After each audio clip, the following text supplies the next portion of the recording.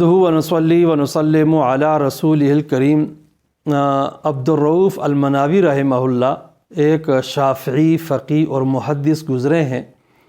انہوں نے شمائل ترمذی کی ایک شرح لکھی ہے۔ اس شرح میں مناوی رحمہ اللہ فرماتے ہیں کہ آپ صلی اللہ علیہ وسلم کی بہت ساری خصوصیات ہیں۔ ان خصوصیات میں سے ایک خصوصیت یہ ہے کہ اللہ تبارک و تعالیٰ نے اپنے حبیب صلی اللہ علیہ وسلم کے اعضائے جسم کو الگ الگ مستقل قرآن کریم میں بیان کیا ہے۔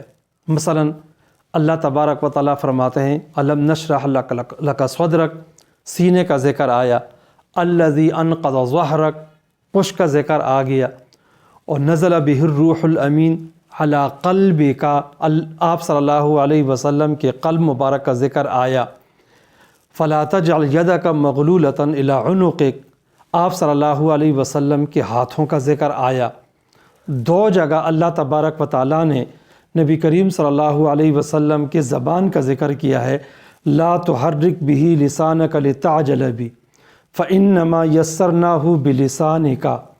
اسی طرح اللہ تبارک و تعالیٰ نے آپ صلی اللہ علیہ وسلم کی آنکھوں کا ذکر کیا، ولا تمدن عیناک۔